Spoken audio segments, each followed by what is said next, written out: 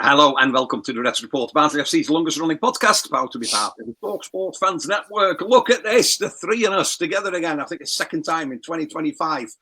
Ray's back from work. Ian is back with us. Ian, how you doing? Very well, chaps. How are we?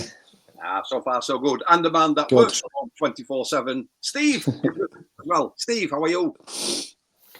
I'm at home.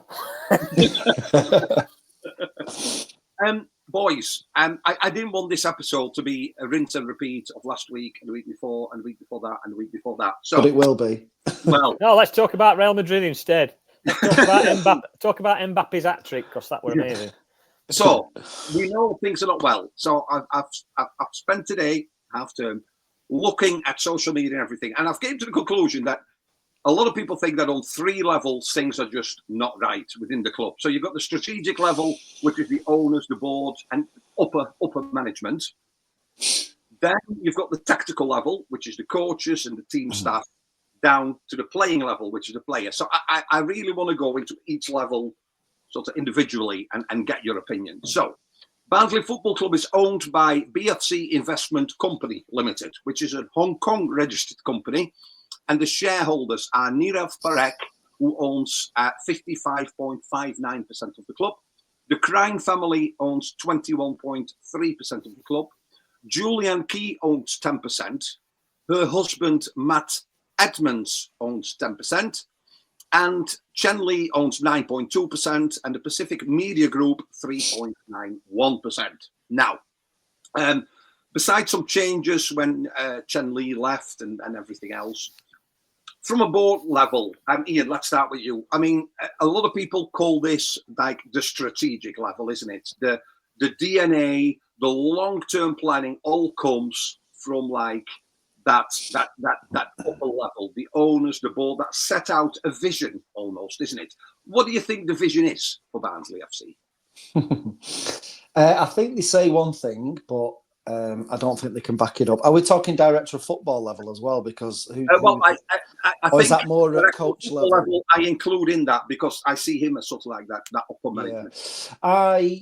On one side, I think football ownership can be dangerous, and I think we've seen some clubs, some really dodgy owners some clubs have either gone to the wall or nearly gone to the wall, and I don't think we're in that position. So that's kind of a positive that they do say they are the custodians of the club. And whilst it is making a loss, which I would imagine every football club's making a loss, it's kind of manageable. So it's not like HMRC are chasing us or anything like that. However, when they talk about coming out and saying championship is the goal, it's achievable, top six, we've got a coach in who's going to get us there. But then you only have to look at the last 4 or 5 transfer windows and compare them. I would say that our transfer activity is getting diluted more and more. And I wish they'd just be a bit more honest. And they've either not got the money, the pocket's deep enough to get us to the championship, because it is going to take deep pockets, or they have got the money and they just don't want to spend it because the business people, like Steve has said all the time, they're running this club is a business and they're going to make sure they're not out of pocket. So I just don't think that what they say to us, they just don't back it up. And we don't expect massive like signing somebody for 3 million in January, but we want some better quality players coming in or a better standard of coach. And I just think over the last couple of years, the standard has been diluted, and that comes from them, ultimately. Yeah. Steve, has the DNA changed, do you think? So if we look back in time and when the ownership was under Patrick Crane, now business side apart, because he was somewhat local and obviously very involved and everything else, and there's the flag, isn't it? One created us, one saved us. He very much, we once interviewed him and he said, I want to see attacking football with a 4-4-2 with wingers bobbing up and down, defending when they need to, going forward, putting crosses in, goals being scored. And at that time, he mentioned players like Adam Hamill to be like, that's the type of players we want at the club. Not even when things weren't going well, but that energy that he had, that bit of creativity, that energy. Probably never a player that would make it to the Premiership, but a really good, at that time, Championship level. And that was the DNA. That's what he wanted. Do you feel, as a fan, you know what the DNA is of this club under these owners or shareholders? I'll be perfectly honest. I ain't got a bleeding clue.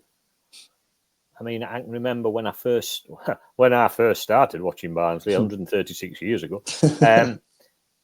You know, we were always known as a good footballing side, and I can remember watching like your Redferns, and then coming through your Ashley Wards, your Brian Howard, etc. They were all Craig Ignates, all that sort of thing. We had good quality players, and we played attractive football. Most of the time, it were a 4-4-2 or some semblance of that. And over the last few years, you've got to say that, and I'll be honest, I blame Pep for this, and bringing this fancy 5 across back, playing out front goalkeeper style of football.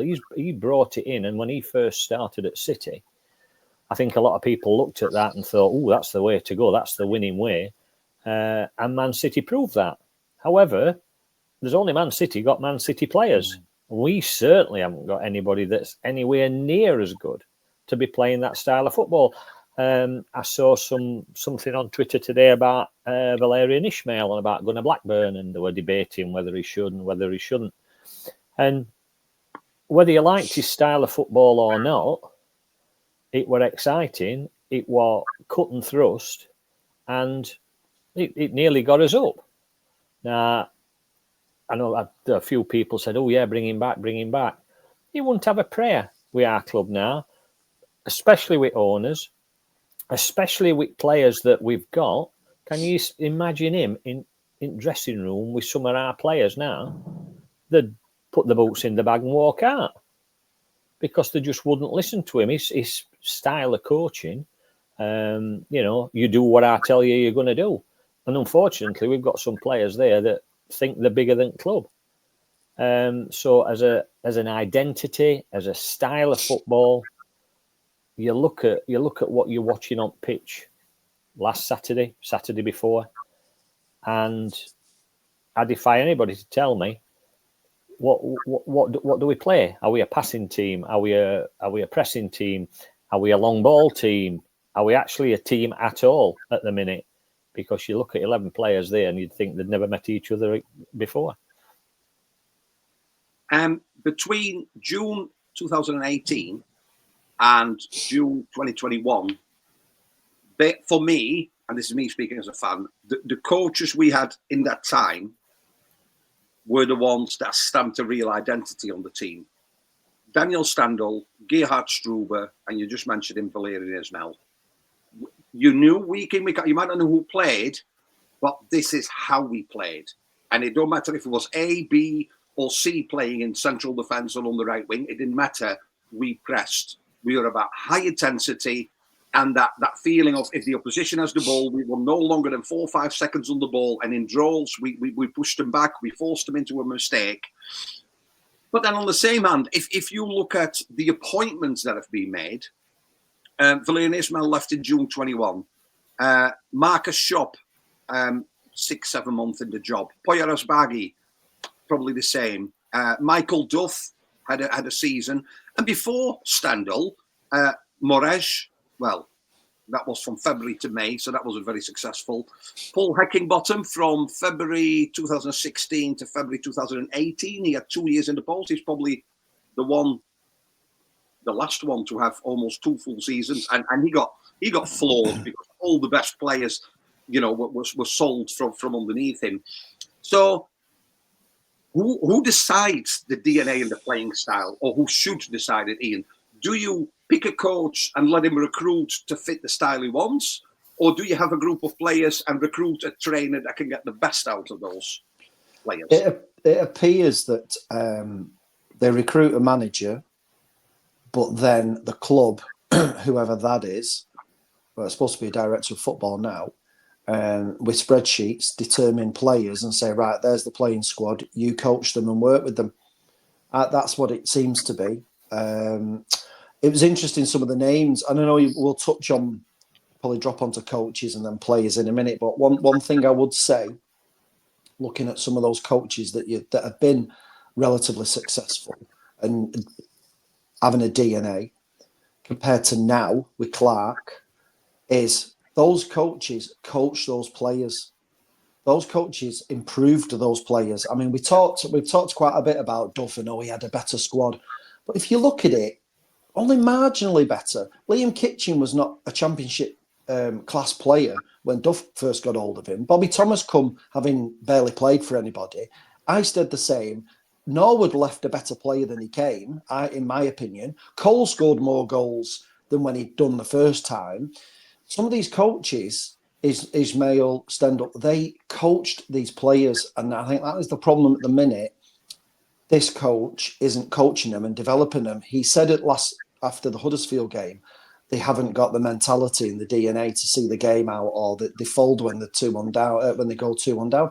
But that's for the coach to develop those players. Phillips is not playing as well as he did, probably under Duff. And I know we criticise him sometimes then.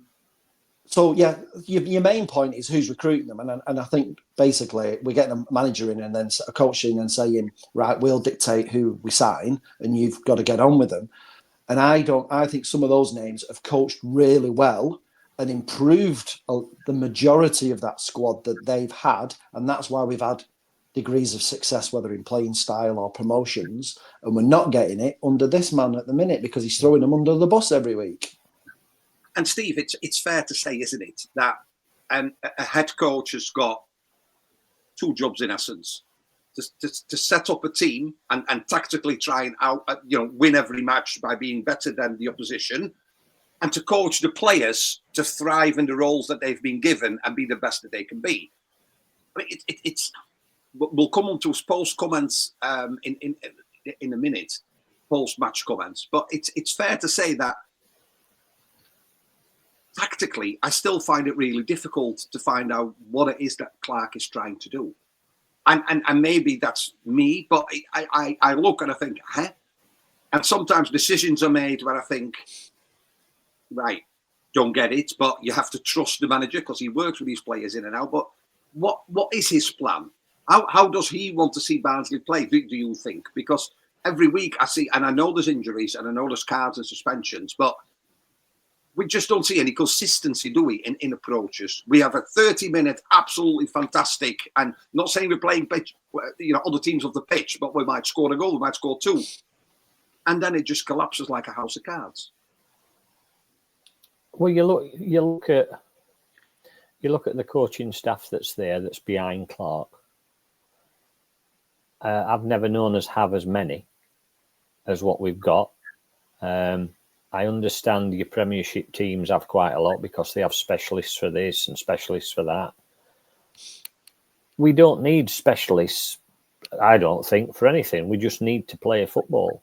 And we need to coach as players on how to play football better than they are doing. Now, one of the consistents going through seasons has been Martin Devaney over the last few seasons. And, like it or not, we haven't improved. And yet he's still here. Supposedly that bridge between players and manager. Now, if it's as bad as it is, which it is, let's be honest, you've got Oran, who's played at a really good level. Don't mean to say he's a good coach. Look at Rooney. You've got Stead, who played at a semi-decent level, but has been in America and yet didn't go with Collins when Collins left, which I found quite strange. You've got Matty Gilks come in, goalkeeping coach, ex-Premiership player. I remember watching him play. Yeah, very good. Fair enough, I get that. But Devaney's still there. So you've got 4 or 5 different opinions on how to play the game. But to me, you should have one overall voice that speaks to the players. And I just look at that bench on a Saturday and one stands up. I know we've joked about it before, tag teaming, one stands up and the other one sits down and somebody else gets up and then somebody else shouts something and what have you.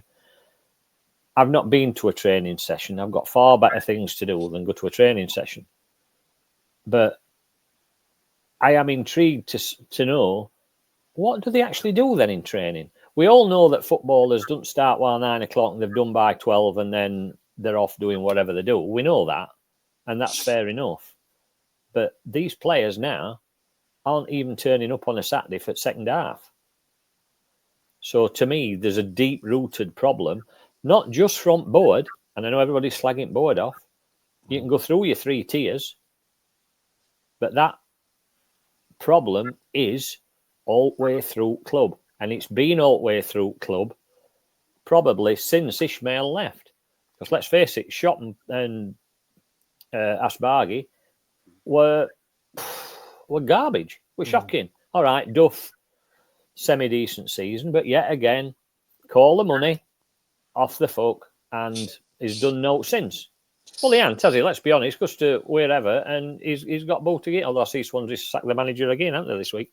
So, but I think you're right, and we're now in what, middle of February, and we're not seeing a style, are we? We've seen under like I say, take Asbaghi and Shop out because they weren't here for long enough, and they were disastrous appointments.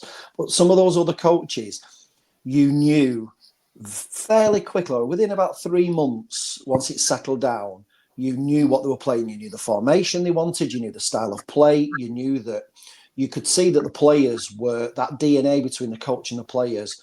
Well, they've got the best 11, haven't they? They knew their best 11 on that pitch. Whereas we are now in the middle of February, and we haven't got a clue. You can't argue he's no further on than he was in the first couple of weeks of August when he's just getting used to the squad. So, like Steve says, what are they doing in training? Because it's not like we're seeing performances where you can see what they're trying to do and it's just not coming off and they just need a break, or they're playing well enough, but they're just not, something's just not clicking, and it will eventually. We're not seeing anything. We're not seeing any shoots of recovery. And like I say, we're several months into his tenure now. So why are we not seeing anything? My biggest worry, and I think it came to light again on Saturday again, is a good head coach is a fantastic man manager, isn't he? He gets the best out. Neither team set the world on fire. We scored a goal that I felt flattered us a little bit, and I know Russell scored a goal. That goal to me is a fault of the opposition not closing him down between his own half and where he scored from. But never mind, he scored the goal, and credit to him for taking the shot. They come in at half time, and if you'd have come in at half time and just seen the second half performance, it was opposites, wasn't it? It was like night and day, whatever you want to call it.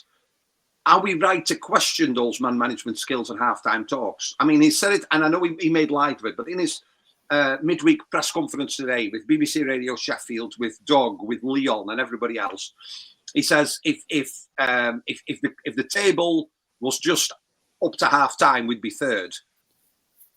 And I know you can laugh about it, but it says something about how he's maybe not motivating the players for 90-minute performances. I know there is some blame. You have to put some blame with the players, but still, Steve, a coach would either throw a cup at one that needs it, give somebody a kick up the arse that needs it, and an arm around somebody else. We've said it many times. A lot of players are playing below what they maybe did last season or the season before. And I'm talking Connell, for instance, who 2 years ago we looked and we thought he's a bit raw, but oh man, he was like a mini Sheridan, wasn't he? Tackles flying in, getting the ball, getting people going. I find him very subdued, invisible at times, always going for that easy pass, backwards, sideways, not really making a run forward. How much blame can we put, if you look at Saturday's performance, Steve? How much blame do you lay at the feet of the players and the inability of Clark to maintain a 90-minute performance or get a 90-minute performance out of his players? Well, I think he did well to get a 45-minute performance out of him after the last few games, to be quite honest. That first half last week, yeah, I was pleasantly surprised. We played really well. Russell's goal, wow. Where did that come from? He didn't fall over, he didn't lose his footing, he didn't do anything but put it back at net. And then they go off for half time, and you think, yeah, they're going to push on from here. If this continues, there were a few mistakes, blah, blah, blah, but we can really kick on and maybe get 3 or 4. And then whoever talks to them in dressing room, whether it's Clark, whether it's Devaney, whether it's Oranstead, take your pick.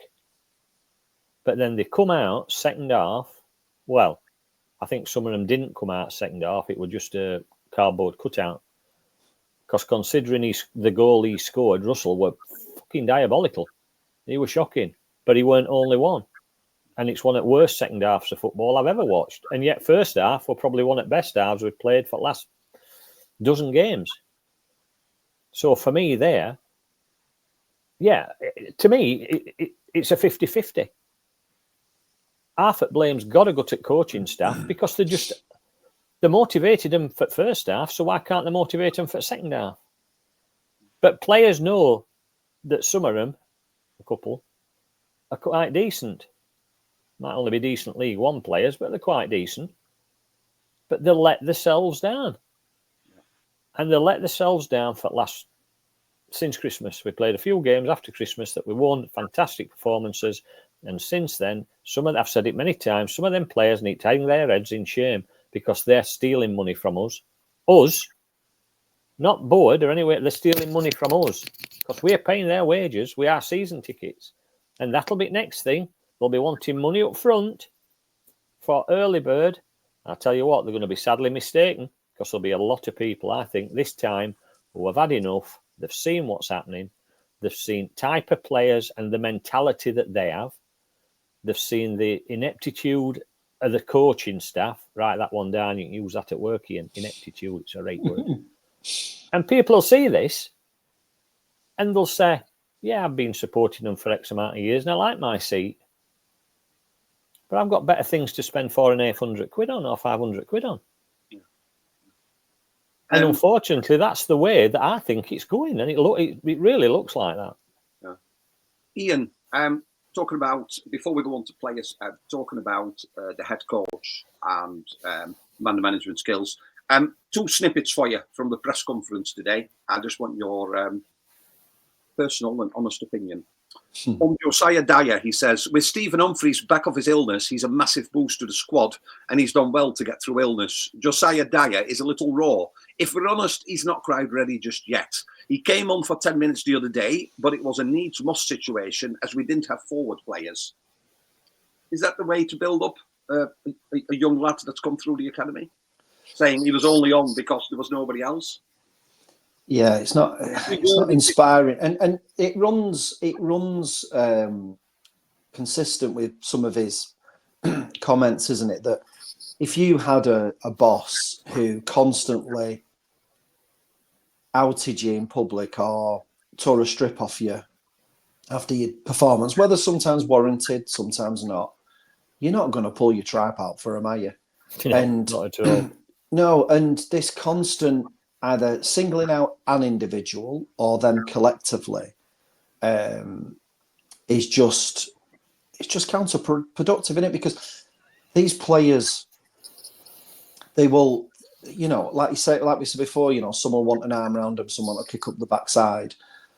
He should know what motivates each of these players, and a young player like that, don't get me wrong, he could be honest and say, he's not going to be first choice because of who we've got and stuff, but he shouldn't be like that. I just think because he comes out regularly and he says, oh, it's my job to get the players back up. Their heads are down in that dressing room. It's my job now to get these players ready for next Saturday. But I'm sorry, he's not doing his job, is he? Because the next Saturday, the chins are on the floor again and the white flag's going up. So he talks a good talk, but he's not doing the walk for me. No. Steve, the other snippet from today was, we don't fear opposition, we respect opposition. Maybe a bit too much respect, especially second half, because it feels like when we're on that form and we come out all guns blazing, we probably respect them, but we don't fear them. But I tell you what, we looked absolutely like rabbits in headlights the second half every time Huddersfield at the ball and threatened to come forward.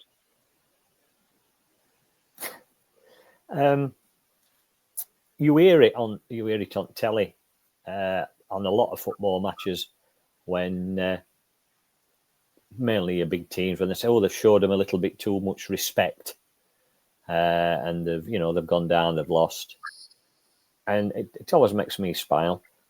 Don't show any team respect. Ideally, if they're a good side, they're a good side, but once you cross that white line, it's your job to knock them into the bottom of each stand. Mm-hmm. It's your job to put literally your life on the line for your paying customers that are all there watching to entertain and to win a football match and get 3 points. That's the job. It's not rocket science. I get that if you were playing against Haaland or Ronaldo or De Bruyne every week, you might look at these players in awe and think, he's a great player, him. Once you cross white line, you still want to kick him up in air to get ball and to actually fight for your club. Well, you're there to win a football match, aren't you? You can respect them by shaking their hand after a game and going, good game. But for them 90 minutes, you cross that white line and it's a war. That's what it is. It's about winning them 3 points. And, then you can respect them afterwards and be respectful and sort of say, well done or hard, whatever. But you don't respect them during the game, do you? No, not at all, mate. Not at all. The last snippet, Steve will like this one. On the return of Adam Phillips, Luke O'Connell and Mark Roberts, on whether the return of these will be a boost for mentality in the squad. And the gaffer said, definitely. 3 top players who are at the top of their game. And we need them on the top of their game. All 3 link up very well over a period. And you call on that experience to relay the levels that they can reach. I don't know what he means with that last bit. But he calls them 3 top players on the top of their game, Ian. He's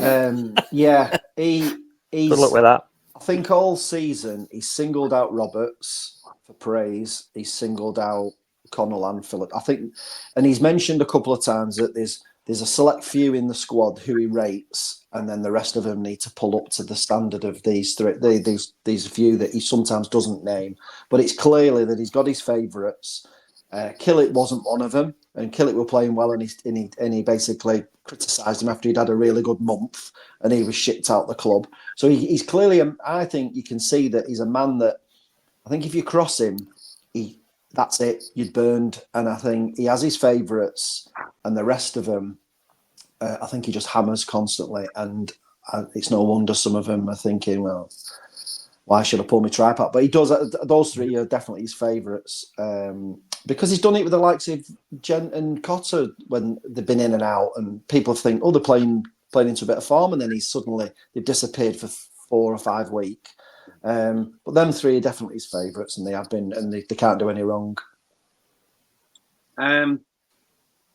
As we're getting towards the end, we have. It's another Yorkshire derby. It's another early kick-off this time away at Rotherham. Lots of hype around Rotherham at the beginning of the season. They bought what felt like every player that was available during the summer. But then, in fairness, have been struggling, haven't they?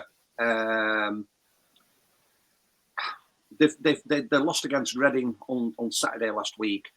They drew with Blackpool the week before, lost against Shrewsbury, lost against Bradford, and lost against Birmingham. So they're not having a good time. It feels like they've all almost resigned to the fact that they're not going to make that jump straight back up as was maybe previously hoped. Find themselves in 14th. In fairness, only 5 points behind the Reds. So it's not that far. It is a Yorkshire derby. Given the fact that he mentioned these 3, Steve, do you expect these 3 to automatically drop in then in the first starting 11? Given what we know, I thought you were going to say, do I expect them 3 to come in on Saturday and play? I'm sure they'll be in squad, and I'm sure they'll be in first 11. Whether they actually play or not, you could ask that of Phillips for the last 5 or 6 games. Roberts, as much as I like him, unfortunately, I do believe now that he's getting, and people are going to slag me off for this, he's just getting too slow. He's got that skill, but I just don't think he's going to carry on much past this season anyway. especially with Shepherd doing so well at Bradford. I can't wait for him to come back. Connell is my biggest disappointment for the season, to be quite honest. Showed so much potential, and it's as though he's had it kicked out of him. Whether they're trying to change the way he plays, change out what he does. They've done to Connell what they've done to quite a few players. They play him out of position. They ask him to do stuff that he's not comfortable doing.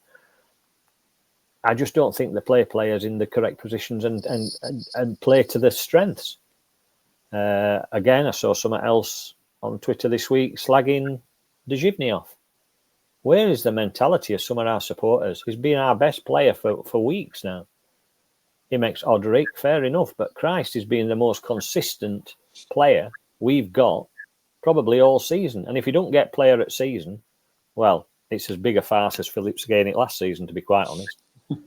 But it's ludicrous. I don't know what some people are watching.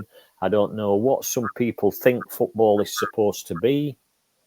But to be saying Dejivny is one that should go at end of season, you want to give head a wobble. You really do, because you just don't know what you're talking about. As though we do. It's always about opinions, isn't it? But I know I was there on Saturday, and when you look at Dejivny, he is alert. He wants to go forward.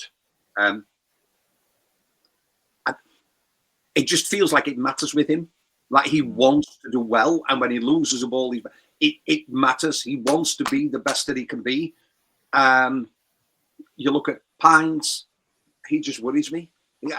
Literally, he mentioned Josiah Dyer. It's a bit like, well, Roberts is out. Well, Pines will have to play then because we've got nobody else, because Lopata was sent out alone and Shepherd was sent out alone. So, well, we'll have to put him in.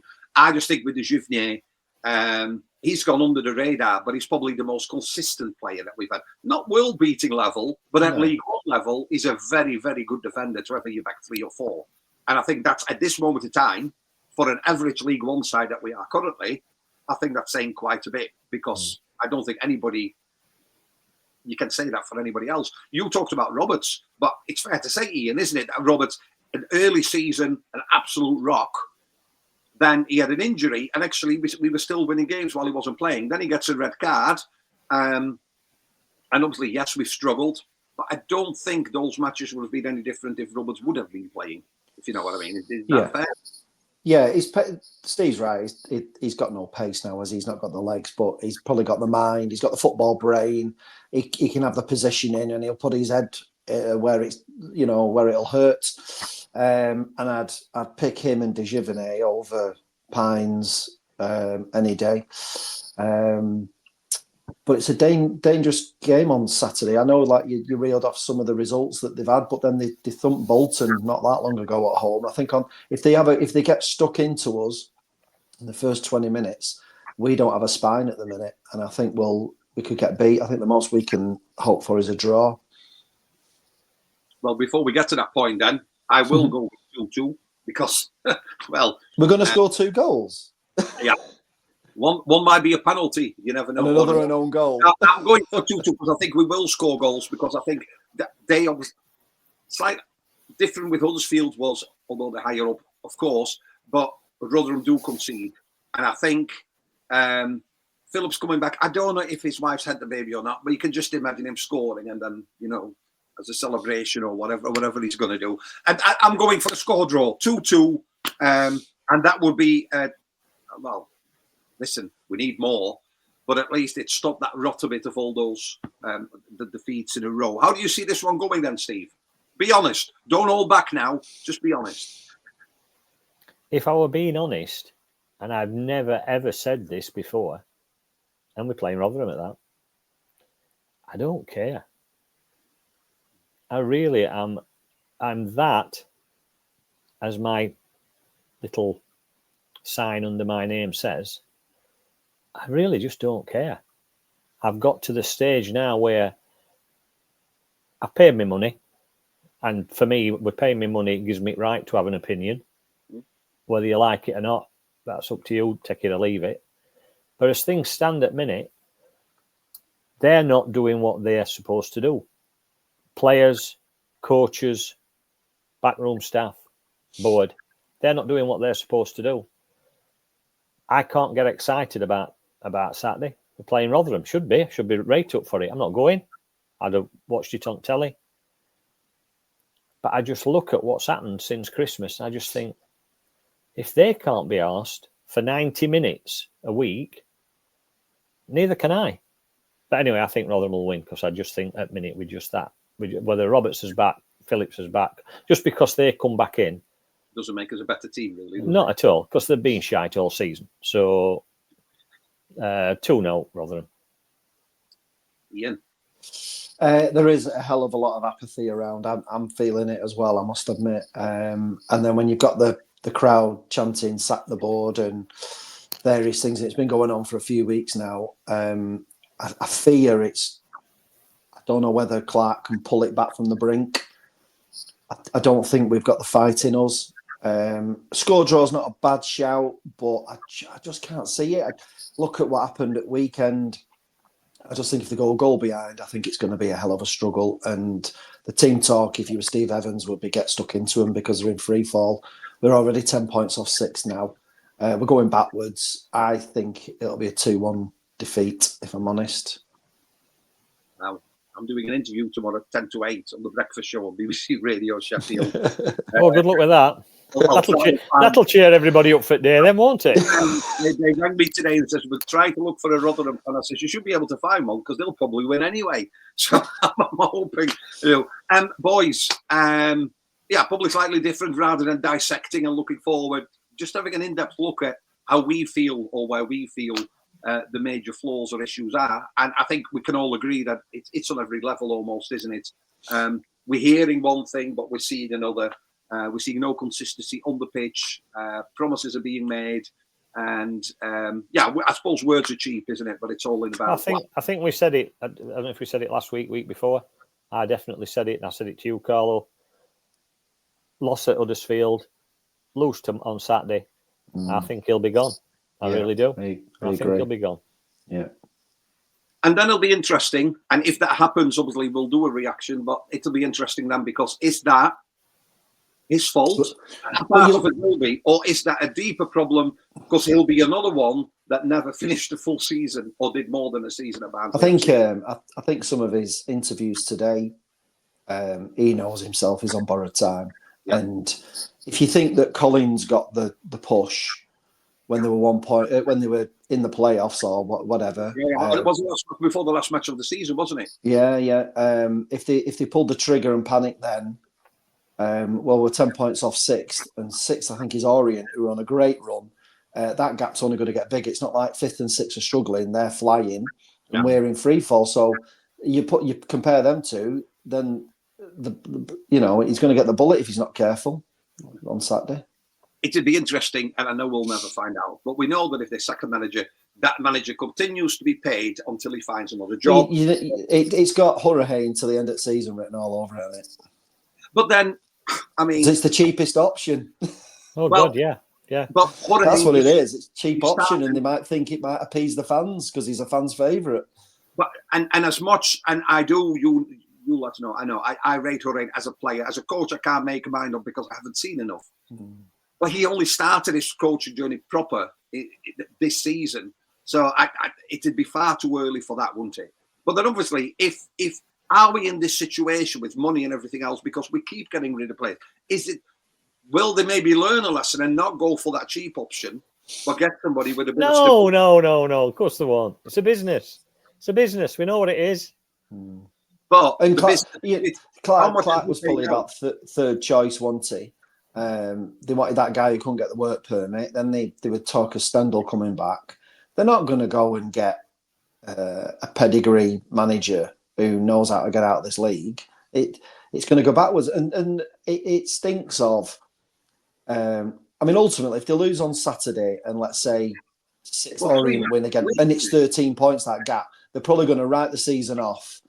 And is it time to say, all right, well, we'll give it Hurricane till the end of the season, see how he goes. If he does all right, he gets a contract in the summer. It stinks of that. It really does, because they will not go out and buy or go out and hunt the right man. And the problem will always be that Horahan as a coach would be so much better if he worked under a pedigree manager in this league where he could learn his trade, couldn't he? Like a mentor almost, you know what I mean? Boys, as always, after the end of an episode, there's probably more questions than answers. But you know what? We will see what happens on Saturday. And obviously... Hey, at least you can go and watch Cheltenham now at Football Club, can't you? If you pay, you can go and... I saw that advertised on website today. I got that email. Yeah, fantastic. That went straight in bin. Well, I mean, if you don't want a season ticket next season, you could go with your 400 quid and try and double it. Hey, now then, I watched enough car tosses last Saturday. I don't want to go up there and watch him again. Very good, very good. You like that one, mate? I love that one. Very good. Okay. Ian, Steve, as always, thank you very, very much. We'll be back next week. 3 games in a week, he kept saying in his press conference. I don't know if that was a subtle sign that the board is expecting him to maybe reach, I don't know, 7 points, 6 points, or otherwise. The chop might be just around the corner. We'll wait and see. The Reds are in action on Saturday, 12:30 kickoff away at Rotherham. We'll be back next week. Thank you for listening or watching the Reds Report.